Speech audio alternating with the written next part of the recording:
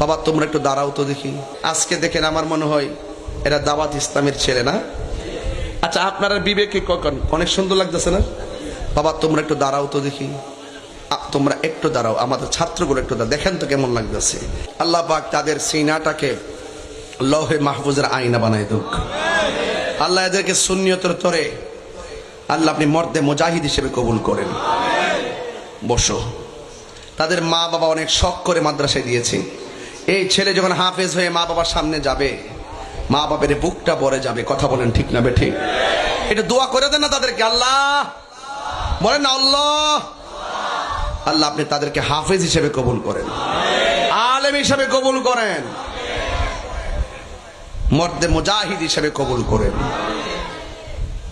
আপনার সন্তানকে মাদ্রাসায় পাঠাবেন, নিজে আলেম হন, নাইলে আলেমের সন্তানের বাবা হন। সন্তানকে আলেম বানান, না হয় আলেমের সাথে সম্পর্ক করেন, কাজে লাগবে। এই সন্তানরা যখন গুরুস্থানে পাশ দিয়া যাবে, আল্লাহ পাক কবরে আযাব মাফ করে দিবে। ওরা যখন রাস্তা দিয়ে হাঁটে, ফেরেশতারা তাদের যে পাখাগুলো আছে, এই পাখাগুলো তাদের পায়ের নিচে বিছাইয়া দেয়। এই ছেলেগুলো যখন হাফেজ হবে, তাদের মা বাবার মাথায় আল্লাহ পাক জান্নাতের মুকুট পরাইয়া দিবে। সুবহানাল্লাহ বলবেন না? সন্তানগুলো দেখে মুখটা পড়ে গেছে, দেখেন চেহারার মধ্যে নূর জ্বলজ্বল করতেছে। আপনার সন্তানগুলোকে মাদ্রাসায় ভর্তি করাবেন, আর কোনো চাওয়া নাই, আমার কোনো চাওয়া নাই। আমি ব্রাহ্মণবাড়ি থেকে আসছি, এখানে কত হাজার হাজার লোক বসে ওয়াজ শোনেন, সারা বাংলাদেশের মানুষ, দেশ বিদেশে সবাই চিনে। আমার তো মনটা চায় আনোয়ারের একটা ছেলে আমার বাড়ির উরুসে নেই। কথা কোন ঠিক না বেঠিক? আপনার সন্তান আলেম হোক, আমার ব্রাহ্মণবাড়িতে যাক, সিলেট বিভাগে যায় কাপাক, আপনার সন্তানকে আমার চাইতে। ওই আজকে একটা সন্তান আসছিল যে হুজুর আপনার মতন বক্তা বানাইতে চাই। না, অসম্ভব, এটা হতেই পারে না। আমি দোয়া করি আমার চাইতে আরো বড় বানাক। মারহাবা জোরে গণ। দোয়া করি প্রত্যেকটা সন্তান যেন মর্দে মুজাহিদ হয়ে যায়, আলেম হয়ে যায়। মাদ্রাসায় ভর্তি করাবেন। জীবন তো চলে গেছে, এই সময় তো অর্ধেক চলে গেছে, নিজে হতে পারেন নাই।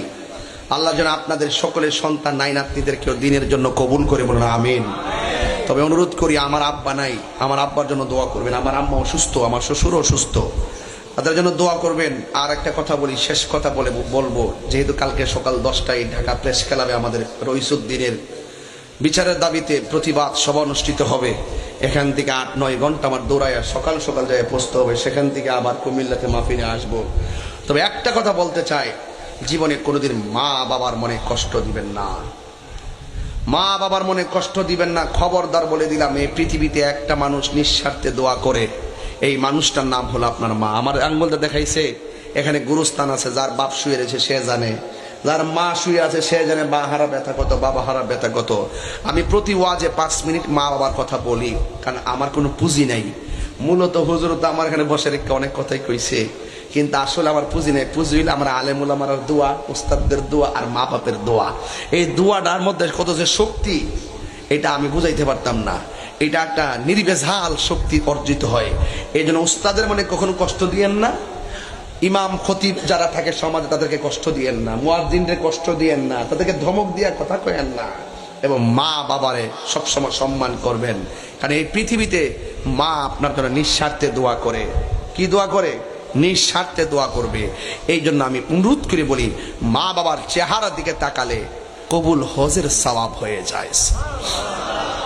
নিঃস্বার্থে ভালোবাসে শুধু আমার মান, ববে যার তুলনা নাই। নিঃস্বার্থে ভালোবাসে শুধু আমার মা, ববে যার তুলনা নাই। সেই মা তোমার চলে গেলে গো, সেই মা তোমার চলে গেলে সার হইব কান্দন। এই জগতে কেউ হবে না মায়েরই মতো, এই জগতে কেউ হবে না মায়েরই মতো। মা তোর আপন কইরো যতন, মা তোর আপন কইর যতন, মা অমূল্য ধন, এই জগতে কেউ হবে না মায়েরই মতো। বাবা গো বাবা, বাবা গো বাবা, বাবা তুমি কেমন আছো ছোট মাটির ঘরে? তোমার কথারি দই মাঝে পড়ছে বারে বারে। বাবা গো বাবা, বাবা গো বাবা, কত আদর কত স্নেহ তোমার কাছে পেলাম, সব কিছু হারিয়ে আজকে নিঃস্ব হয়ে গেলাম। কত আদর কত স্নেহ তোমার কাছে পেলাম, সব কিছু হারিয়ে আজকে নিঃস্ব হয়ে গেলাম। ভালোবাসি তোমায় বাবা, বুকটা যে যাইছি রে। ভালোবাসি তোমায় বাবা, বুকটা যে যাইছি রে।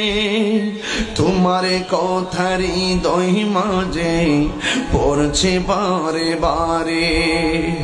বাবা গো বাবা,